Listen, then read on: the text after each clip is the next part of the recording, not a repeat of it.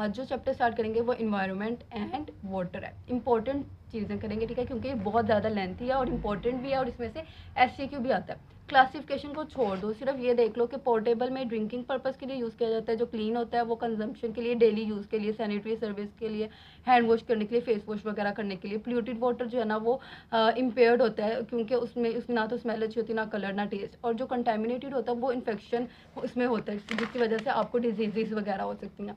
Sources की बात करें इसके, rain water, surface water, ground water, 3 sources होते हैं। जो रेन वाटर होता है वो प्राइमरी सोर्स है और ग्रेट प्योरेस्ट फॉर्म है, ठीक है। प्राइमरी सोर्स और प्योरेस्ट फॉर्म ऑफ वाटर क्या है? Rain water. एमसीक्यूज के लिए याद रखो। सरफेस वाटर, ये भी रेन वाटर से ही ओरिजिनेट कर रहा होता है। कैचमेंट एरिया, वो एरिया जहाँ से वाटर ड्रेन किया जाता है इनटू द रेजरवायर, राइट। फिर उसके बाद ग्राउंड वाटर। ग्राउंड वाटर में आते हैं वेल्स आ जाते हैं और स्प्रिंग्स आ जाते हैं। वेल्स भी अब फर्दर 2 तरह के होते हैं, एक होता है शैलो वेल और दूसरा होता है डीप वेल। जो शैलो वेल होता है उसकी क्या करेक्टरिस्टिक्स होती है? जो शैलो वेल होता है वो ग्राउंड में जो फर्स्ट इन प्रीवियस लेयर होती है उससे अबव होता है। फिर केमिकल क्वालिटी इसकी मॉडरेटली हार्ड होती है। वाटर जो है वो प्ल्यूटेड हो सकता है और समर्स में ड्राई कर जाता है। जो होते हैं डीप वेल्स, डीप वेल्स जो होते हैं वो below the first in previous layer होते हैं, ओके। और ये प्योर वाटर दे रहे होते हैं, इस वजह से हम इसको पीने के लिए यूज़ करते हैं। केमिकल क्वालिटी भी इसकी मच हार्ड होती है और ये कांस्टेंट सप्लाई प्रोवाइड कर रहा होता है। इस वजह से अगर आता है कि पीने के लिए अगर हम पानी यूज़ करेंगे तो वो कौन सा करेंगे? डीप वेल्स यूज़ करते हैं। आर्टिजियन वेल भी डीप वेल की ही टाइप है और ये भी नेचुरली फिल्टर्ड और बैक्टीरियोलॉजिकली सेफर वाटर प्रोवाइड कर रहा होता है। अगर ऑप्शन में वेल्स नहीं है तो हम उसकी टाइप आर्टिजियन वेल करेंगे, ठीक है। स्प्रिंग्स में भी इसकी 2 टाइप्स होती हैं। स्प्रिंग्स इतना इंपॉर्टेंट है। Sanitary water well, sanitary well में भी ना हम सैनिटरी वेल के कंस्ट्रक्शन के बारे में बस एक निमोनिक याद रख लो, LLPC PPC DHA। L location, sanitary well अगर आपने बनाना है तो वो 100 फीट अवे होना चाहिए सोर्स ऑफ पोल्यूशन से। एल दूसरा लाइनिंग, यानी कि सैनिटरी वेल की जो लाइनिंग है वो ब्रिक या स्टोन्स की हो। फिर PPC पैरापेट, पैरापेट जो है वो वॉल होनी चाहिए ऑल अराउंड द वेल, ठीक है। फिर प्लेटफॉर्म, इसका सीमेंटेड प्लेटफॉर्म होना चाहिए। कवरिंग होनी चाहिए ऊपर टॉप पर, वेल टॉप कवर्ड होना चाहिए। ड्रेन, हैंड पंप और एरिया अराउंड जो है ना, नो ट्री, अवॉइड पोल्यूशन, ठीक है।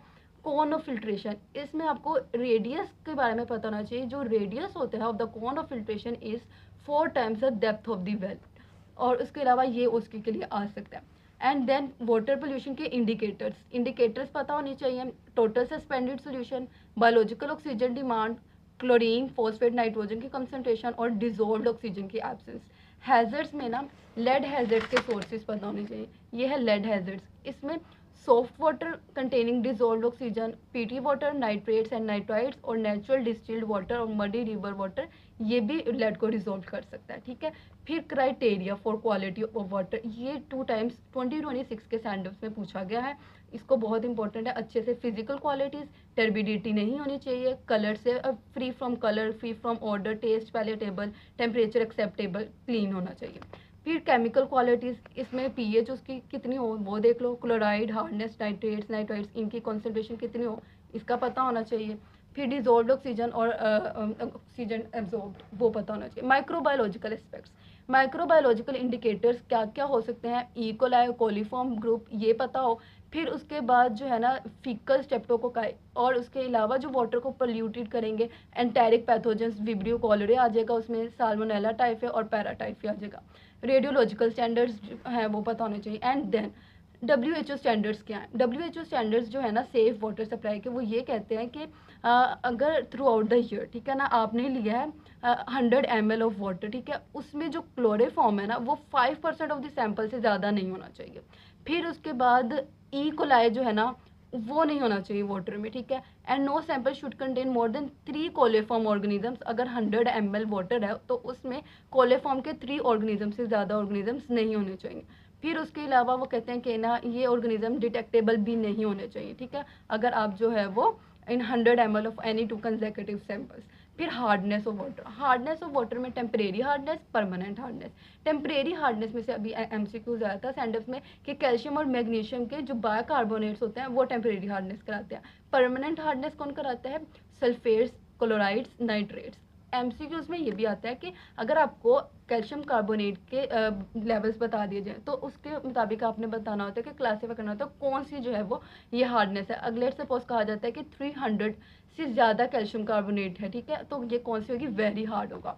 एंड देन इसके एडवांटेजेस देख लेना, सीवियस डिजीजेज नहीं होती, लेड पॉइजनिंग नहीं होती और पी भी सकते हैं, ठीक है, पीना नहीं मैं कह रही, fit for the human use, right. फिर उसके बाद डिसएडवांटेजेस में क्या होगा, हाँ ठीक है, इसका देख लेना पीने का क्या सिस्टम है। अच्छा, क्लोथ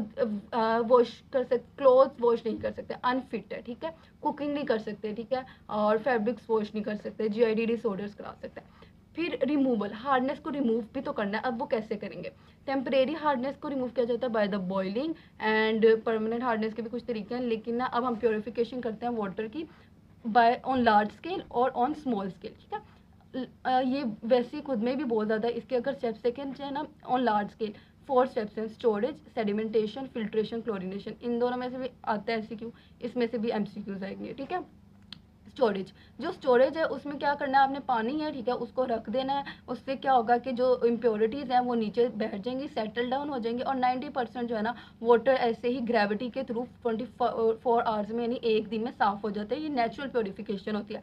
इसमें से जो एमसीक्यू आता है वो ये आता है कि आपने 5 to 7 डेज़ के लिए जो है वो रखा, तो उसमें बैक्टीरियोलॉजिकल काउंट कितना जो है वो ड्रॉप करेगा, 90% ड्रॉप कर जाएगा, और ये इसका ग्रेटेस्ट बेनिफिट है, ठीक है। एंड देन सेकंड पे आता है सेडिमेंटेशन। अब जो फाइन पार्टिकल्स थे यानी कि फाइन सस्पेंडेड मैटर थे वो तो ऊपर रह गया ना, तो जो स्टोरेज के जरिए से जो भरे भरे मैटर के पार्टिकल्स हैं वो नीचे चले गए, तो अब स्टोरेज कैपेसिटी खत्म हो गई। तो अब क्या करेंगे, हम सेडिमेंटेशन करेंगे, यानी कि इसमें हम कोएगुलेंट डालेंगे, एलएम डालेंगे, जिसकी वजह से क्या होगा कि ये जो फाइन पार्टिकल्स हैं वो भी नीचे बैठ जाएंगे। फिर थर्ड स्टेप आता है फिल्ट्रेशन। फिल्ट्रेशन बहुत इंपॉर्टेंट स्टेप है।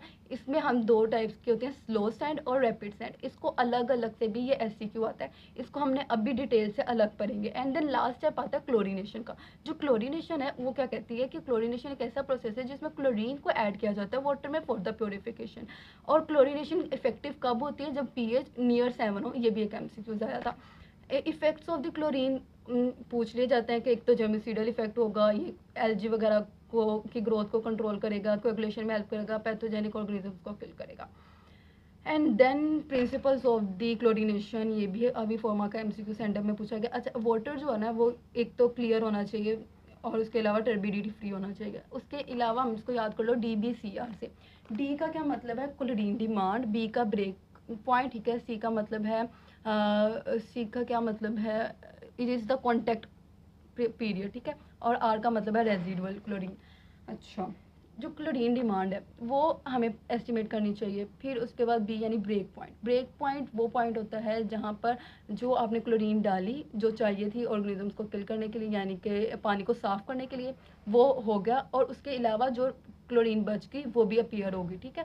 तो ये कौन सा पॉइंट होता है, ये ब्रेक पॉइंट होता है, ये वाला पॉइंट, जहाँ पर पानी को साफ़ करने के लिए जितनी क्लोरीन यूज़ होनी थी वो हो गई, उसके अलावा जो क्लोरीन बच गई वो अपीयर हो गई, ठीक है। ये ब्रेक पॉइंट है, इसको आपने देखना है। फिर उसके बाद क्लोरीन जो है कॉन्टैक्ट पीरियड। कॉन्टैक्ट पीरियड वो time at least 1 our is essential कि क्लोरीन जो फ्री यानी जो बच गई है किलिंग के बाद वो अपीयर हो जाए, उसके लिए का टाइम है, ठीक है। और रेजिडुअल, ये आर क्या है, रेजिडुअल क्या होती है, उन्होंने कहा मिनिमल रिकमेंडेड कंसंट्रेशन जो रेजिडुअल क्लोरीन की होनी चाहिए, जो बच जाने वाली, जो पीछे रह जाने वाली होनी चाहिए, वो 0.5 mg पर लीटर होनी चाहिए फॉर 1 आवर, ठीक है। ये एमसीक्यूज है।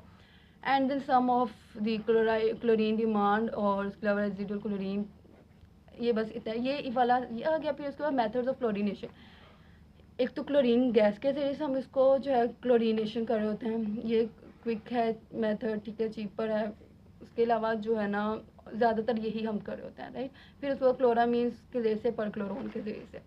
फिर क्लोरीन डिमांड क्या है, अभी जैसे मैंने बताया कि क्लोरीन डिमांड क्या चीज़ है कि it is the amount of the chlorine, ठीक है, जो आप डालोगे फॉर, उससे क्या होगा कि वाटर को आप साफ़ करोगे, ठीक है, पानी को साफ़ करोगे, एडिड क्लोरीन। फिर उसके बाद पानी साफ़ होने के बाद वो जो एडिशनल क्लोरीन बच जाएगी वो रेजिडुअल क्लोरीन है, ठीक है। ये आपकी क्लोरीन डिमांड, ठीक है, क्लोरीन डिमांड।